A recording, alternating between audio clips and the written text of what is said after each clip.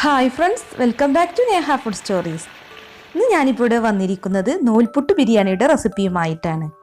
ഇടിയപ്പം ബിരിയാണി. അപ്പോൾ നൂൽപുട്ടൊക്കെ രാവിലെ ബാക്കി ഉണ്ടെങ്കിൽ നമുക്കിത് ഉണ്ടാക്കാം. അതുപോലെ ഒരു വെറൈറ്റിക്ക് വേണ്ടിയിട്ട് നമ്മൾ റൈസൊക്കെ ഇട്ടിട്ട് ബിരിയാണി ഉണ്ടാക്കുന്നതിന് പകരം നൂൽപുട്ട് ഉപയോഗിച്ചിട്ട് ബിരിയാണി ഉണ്ടാക്കാം. അപ്പോൾ ഇതിനു മുമ്പ് ഒരു കുട്ടി എന്നോട് ചോദിച്ചിട്ടുണ്ടായിരുന്നു. അപ്പോൾ അന്നൊന്നും എനിക്കത് ഷെയർ ചെയ്യാൻ പറ്റിയില്ല.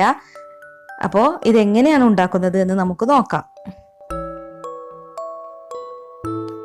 അപ്പോൾ അതിനു മുമ്പായി നമുക്ക് ആദ്യം തന്നെ ഇതിലേക്കുള്ള ചിക്കൻ ഒന്ന് വാഷ് ചെയ്തെടുക്കാം. അപ്പോൾ ചിക്കൻ വൃത്തിയാക്കി എടുക്കുമ്പോൾ ഓരോ പീസ് കഴുകി എടുക്കുകയാണ് നല്ലത്. എന്നാലേ അതിമത്തെ അഴുക്കൊക്കെ നന്നായിട്ട് പോവുള്ളൂ. അപ്പോൾ ഞാനിങ്ങനെയാണ് ചെയ്യാറ്. ഇനി ഒരു 3-4 പ്രാവശ്യം ചിക്കൻ നന്നായി കഴുകി എടുക്കുക. പിന്നെ നമുക്കിതിലേക്ക് കുറച്ച് വിനാഗിരിയും ഉപ്പും ചേർത്തിട്ട് കഴുകി എടുക്കുക. അങ്ങനെയാണെങ്കിൽ ചിക്കൻ നന്നായിട്ട് വൃത്തിയായി കിട്ടും. ചിക്കൻ്റെ ഉളുമ്പ് നാറ്റൊക്കെ മാറി കിട്ടിക്കോളും ഇങ്ങനെ വൃത്തിയാക്കി എടുക്കുകയാണെങ്കിൽ. ഇത് 1 കിലോ ചിക്കനാണ്. അപ്പോൾ സാധാരണ ഞാൻ റൈസൊക്കെ ചെയ്യുമ്പോൾ അതിൻ്റെ മേക്കിംഗ് മാത്രമാണ് കാണിക്കാറ്.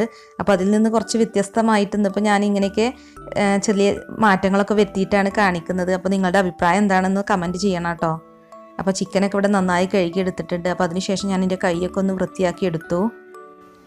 അപ്പോൾ ഇനി നമുക്ക് ബിരിയാണിയിലേക്കുള്ള ഇൻഗ്രീഡിയൻസ് ഒക്കെ ഒന്ന് റെഡിയാക്കി എടുക്കുക. അപ്പോൾ 6 സവാളയാണ് എടുത്തിട്ടുള്ളത്. ഇത് തൈരിലേക്കും കൂടി ആണ് എടുത്തിട്ടുള്ളത്. പിന്നെ ഇഞ്ചിയും വെളുത്തുള്ളിയൊക്കെ ഞാനിനി നമ്മൾ ബിരിയാണി ഉണ്ടാക്കുമ്പോൾ ചേർക്കുമ്പോൾ അതിൻ്റെ അളവ് പറയാം. അപ്പോൾ സവാളയൊക്കെ ഇപ്പോൾ ഇവിടെ അരിഞ്ഞെടുക്കുകയാണ്. കുറച്ച് നേരിയതായിട്ട് അരിഞ്ഞെടുത്തിട്ടുണ്ട് സവാള വറുത്തെടുക്കാനായിട്ട്. അപ്പോൾ നമ്മൾ ഈ റെഡിയാക്കി വെച്ചിട്ടുള്ള ഇൻഗ്രീഡിയൻസ് ഒക്കെ ഇടാനായിട്ട് കുറച്ച് ബൗൾ എടുക്കുകയാണ്. ഞാൻ സാധാരണ അങ്ങനെ ചെറിയ ബൗളിലേക്ക് ഇട്ടാണ് ഇൻഗ്രീഡിയൻസ് ഒക്കെ കാണിക്കാറ്. അപ്പോൾ തൈരിലേക്കുള്ള സവാളയാണ് ഇപ്പോൾ ഞാൻ ഈ ബൗളിലേക്ക് ഇട്ട് കൊടുത്തത്. ഇനി തക്കാളിയൊക്കെ ഒന്ന് ചെറുതായിട്ട് കട്ട് ചെയ്തെടുക്കാം. 4 തക്കാളിയാണ് കേട്ടോ എടുത്തിട്ടുള്ളത്, ചെറുതാണ്. പിന്നെ മല്ലിയിലയും പുതിനയിലേക്ക് ഒന്ന് അരിഞ്ഞെടുത്തിട്ടുണ്ട്. അപ്പോൾ അതൊക്കെ ഓരോ ബൗളിലേക്ക് മാറ്റി കൊടുക്കാം. ഇനിയിപ്പോൾ നൂൽപുട്ട് ഉണ്ടാക്കാനായിട്ട് ഒരു പാനിലേക്ക് വെള്ളം തിളപ്പിക്കാൻ വെച്ചിട്ടുണ്ട്. അപ്പോൾ അതിലേക്ക് 3 കപ്പ് വറുത്ത അരിപ്പൊടിയാണ് ഞാൻ എടുത്തിട്ടുള്ളത്. അപ്പോൾ നമുക്ക് ആദ്യം തന്നെ ഒരു പാത്രത്തിലേക്ക് അരിപ്പൊടി ഇട്ട് കൊടുക്കാം. പിന്നെ ആവശ്യത്തിന് ഉപ്പും കൂടി ഇട്ട് കൊടുക്കാം. ഇനി ഇതൊന്ന് മിക്സ് ചെയ്യാം. അപ്പോൾ നൂൽപുട്ട് ഉണ്ടാക്കുന്നതിൻ്റെ റെസിപ്പി ഞാൻ നേരത്തെ അപ്ലോഡ് ചെയ്തിട്ടുണ്ട്. ഇനി ഇതിലേക്ക് 2 ടേബിൾ സ്പൂൺ വെളിച്ചെണ്ണ ചേർത്ത് കൊടുക്കുക. അങ്ങനെയാണെങ്കിൽ നമ്മുടെ ഇടിയപ്പത്തിന് നല്ല സോഫ്റ്റ്നെസ് ഉണ്ടാവും. അപ്പോൾ വെള്ളം ഇപ്പോൾ ഇവിടെ തിളച്ചിട്ടുണ്ട്. ഇനിയിപ്പോൾ നമ്മൾ കുറേശ്ശെ ഒഴിച്ചു കൊടുത്ത് ഇതൊന്ന് മിക്സ് ചെയ്തെടുത്താൽ മതി. അപ്പോൾ നൂൽപുട്ട് ഉണ്ടാക്കുന്നതിൻ്റെ വെള്ളത്തിൻ്റെയും പൊടിയുടെയൊക്കെ അളവ് ഞാൻ നേരത്തെ അപ്ലോഡ് ചെയ്ത റെസിപ്പിയിലുണ്ട്. അപ്പോൾ അതിൻ്റെ ലിങ്ക് ഞാൻ ഡിസ്ക്രിപ്ഷൻ ബോക്സിൽ കൊടുക്കാം. അതിൽ ഡീറ്റെയിൽഡ് ആയിട്ട് കാണിക്കുന്നുണ്ട് എങ്ങനെയാണ് നൂൽപുട്ട് നന്നായിട്ട് ഉണ്ടാക്കിയെടുക്കുക എന്നുള്ളത്. അപ്പോൾ ഈ 7 ആയിലേക്ക് നമ്മൾ മിക്സ് ചെയ്ത് വെച്ചിട്ടുള്ള പൊടി ഇട്ട് കൊടുത്തിട്ട് ഇങ്ങനെ നൂൽപുട്ട് ചുറ്റിയെടുത്താൽ മതി. ഞാനിങ്ങനെ സെപ്പറേറ്റ് തട്ടിലിട്ട് കിളത്തിൽ വെള്ളം വെക്കുന്നിട്ട് അതിൻ്റെ മേലെ വെച്ചിട്ടാണ് ആവി കൊള്ളിച്ചെടുക്കാറ്. നമ്മളൊന്ന് ഉണ്ടാക്കിയെടുക്കുന്ന സമയം കൊണ്ട് നമ്മൾ നേരത്തെ വെച്ച നൂൽപുട്ട് ഇവിടെ കുക്കായിട്ടുണ്ടാവും. ഇനി ആദ്യം തന്നെ അണ്ടിപ്പരിപ്പും മുന്തിരിയൊക്കെ ഒന്ന് റോസ്റ്റ് ചെയ്തെടുക്കുക. അപ്പോൾ അതിന് വേണ്ടി 1.5 കപ്പ് സൺഫ്ലവർ ഓയിൽ ഒരു പാനിലോട്ട് ചേർത്തിട്ടുണ്ടായിരുന്നു. അപ്പോൾ നിങ്ങളുടെ ഇഷ്ടത്തിനനുസരിച്ച് അണ്ടിപ്പരിപ്പ് മുന്തിരിയൊക്കെ എടുക്കുക കേട്ടോ. ഞാനിവിടെ ഓരോ പിടി അണ്ടിപ്പരിപ്പ് മുന്തിരിയാണ് എടുത്തിട്ടുള്ളത്. അപ്പോൾ ഇത് റോസ്റ്റ് ആയിട്ടുണ്ട്. ഇനിയിപ്പോൾ എണ്ണയിൽ നിന്ന് മാറ്റാം. ഇനിയിപ്പോൾ ഇതേ എണ്ണയിലേക്ക് തന്നെ 2 മീഡിയം വലിപ്പത്തിലുള്ള സവാള നേരിയതായി അരിഞ്ഞതാണ്. ഇത് ചേർത്ത് നന്നായിട്ടൊന്ന് റോസ്റ്റ് ചെയ്തെടുക്കുക. ഗോൾഡൻ ബ്രൗൺ നിറാവുന്നത് വരെ നമ്മളത് വറുത്തെടുക്കണം. അപ്പോൾ ഇത് ബിരിയാണി ഗാർണിഷ് ചെയ്യുന്നതിന് വേണ്ടി പിന്നെ ചിക്കൻ വേവിക്കുമ്പോൾ അതിലേക്ക് കുറച്ച് സവാള ക്രഷ് ചെയ്തിടാനും കൂടി വേണ്ടിയിട്ടാണ് ഇതിപ്പോൾ ഇത്രയും വറുത്തെടുത്തത്. ഇത് മാറ്റി വെക്കാം. ഇനി നമ്മൾ സവാള വറുത്ത ഓയിൽ നിന്ന് കുറച്ച് ഒരു പാനിലേക്ക് ചേർക്കാം. ഏകദേശം ഒരു 1/4 കപ്പോളം. ഇനി ഇതിലേക്ക് 3 മീഡിയം വലിപ്പത്തിലുള്ള സവാള സ്ലൈസ് ചെയ്തെടുത്തിട്ടുണ്ട്. ഇത് ചേർത്ത് നന്നായി ഒന്ന് വഴറ്റിയെടുക്കണം. സവാളയൊക്കെ ഇപ്പോൾ നന്നായി വാടി വന്നിട്ടുണ്ട്. ഇനി ഇതിലേക്ക് വെളുത്തുള്ളി, ഇഞ്ചി, പച്ചമുളകും ചതച്ചത് ചേർത്ത് കൊടുക്കാം. 3 പച്ചമുളക്, 3 ഇഞ്ച് കനത്തിലുള്ള ഇഞ്ചി, പിന്നെ ഒരു തുടം വെളുത്തുള്ളിയാണ് എടുത്തിട്ടുള്ളത്. അപ്പോൾ ഇതിൻ്റെ പച്ചച്ചുവ മാറുന്നത് വരെ വഴറ്റിയെടുക്കണം. ഇനി ഇതിലേക്ക് പൊടികൾ ചേർത്ത് കൊടുക്കാം. 1 ടീസ്പൂൺ മഞ്ഞൾപ്പൊടി, 1/2 ടേബിൾ സ്പൂൺ മുളക് പൊടി. മുളക് പൊടിക്ക് പകരം വേണമെങ്കിൽ കുരുമുളക് കൊടുക്കാം കേട്ടോ. പിന്നെ 1 ടേബിൾ സ്പൂൺ ബിരിയാണി മസാല. അത് പാക്കറ്റ് വാങ്ങാൻ കിട്ടുമല്ലോ കടയിൽ നിന്ന്, അതാണ്. പിന്നെ 1 ടേബിൾ സ്പൂൺ മല്ലിപ്പൊടി, 1 ടേബിൾ സ്പൂൺ ചിക്കൻ കറി മസാല പൗഡർ. ഇനി ഇതിൻ്റെയൊക്കെ പച്ചച്ചുവ മാറുന്നത് വരെ നന്നായി ഒന്ന് വഴറ്റിയെടുക്കുക.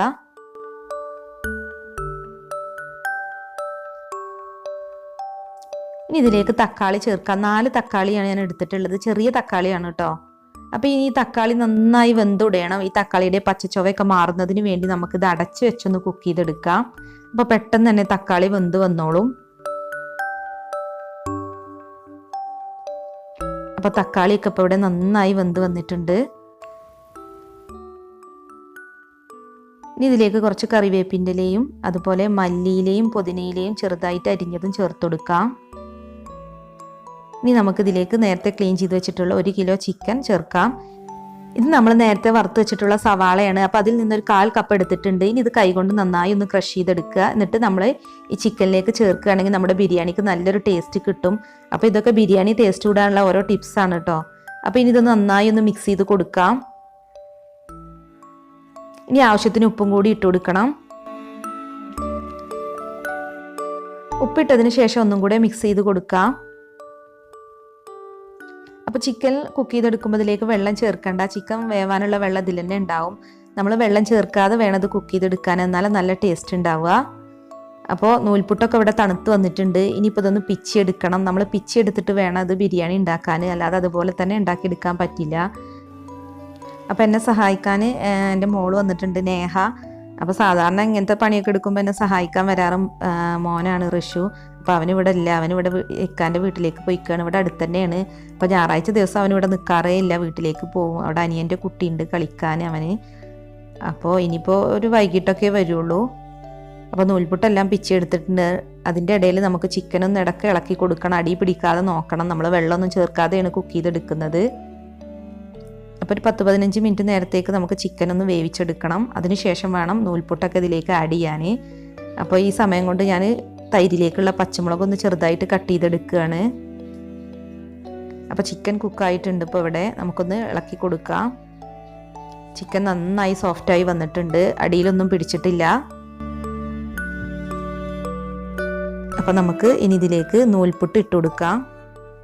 അപ്പോൾ ഞാനിപ്പോൾ ഇവിടെ 1 ലെയറായിട്ടാണ് കേട്ടോ ദം ചെയ്തെടുക്കുന്നത്. വേണമെങ്കിൽ 2-3 ലെയറായിട്ട് വേണമെങ്കിലും ദം ചെയ്തെടുക്കാം. അപ്പോൾ 1 കിലോ ചിക്കന് ഞാനിപ്പോൾ 3 കപ്പ് അരിപ്പൊടി കൊണ്ട് ഉണ്ടാക്കിയിട്ടുള്ള നൂൽപുട്ടാണ് യൂസ് ചെയ്തിട്ടുള്ളത്. ഇനിയിപ്പോൾ നമ്മൾ സാധാരണ ബിരിയാണിയൊക്കെ ദം ചെയ്യുന്ന പോലെ തന്നെ ആദ്യം കുറച്ച് വറുത്ത സവാള ഇടാം. അതിൻ്റെ മുകളിലേക്ക് കുറച്ച് വറുത്ത അണ്ടിപ്പരിപ്പും മുന്തിരിയും ഇട്ട് കൊടുക്കാം. പിന്നെ കുറച്ച് മല്ലിയിലയും പുതിനയിലയും, പിന്നെ 2 ടേബിൾ സ്പൂൺ നെയ്യ് ചേർത്ത് കൊടുക്കണം കേട്ടോ. അപ്പോൾ ഞാൻ ചിക്കൻ വേവിച്ചപ്പോൾ അതിലും 1 ടേബിൾ സ്പൂൺ നെയ്യ് ചേർത്തിട്ടുണ്ടായിരുന്നു. അപ്പോൾ അത് കാണിക്കാൻ വിട്ടു പോയതാണ്. അങ്ങനെ ചെയ്യുകയാണെങ്കിൽ നമ്മുടെ ചിക്കന് കുറച്ചും കൂടി കൂടുതൽ ടേസ്റ്റ് കിട്ടും. അപ്പോൾ ഇനി ഇത് ആവിയൊന്നും പുറത്ത് പോകാതിരിക്കാൻ വേണ്ടി ഒരു സിൽവർ ഫോയിൽ പേപ്പർ വെച്ചിട്ടൊന്ന് കവർ ചെയ്യുന്നുണ്ട്. ഇതിന് പകരം ടവലൊക്കെ വെച്ച് മൂടിയാലും മതി കേട്ടോ, എന്നാലും ആവി പുറത്ത് പോകില്ല.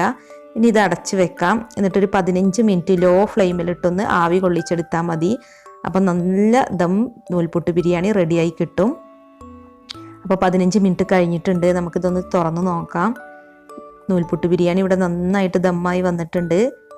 അപ്പോൾ നന്നായിട്ട് ആവിയൊക്കെ മുകളിലേക്ക് വന്നിട്ടുണ്ട് കേട്ടോ. ചിക്കനൊക്കെ ഇവിടെ നല്ല സോഫ്റ്റായി വന്നിട്ടുണ്ട്. നമ്മൾ നെയ്യൊക്കെ ചേർത്ത് ചിക്കൻ വേവിക്കുകയാണെങ്കിൽ നല്ല സോഫ്റ്റ് ആവും, നല്ലൊരു ഫ്ലേവറും കിട്ടും. അപ്പോൾ ഇനി ഇതൊരു സെർവിങ് പ്ലേറ്റിലേക്ക് മാറ്റാം.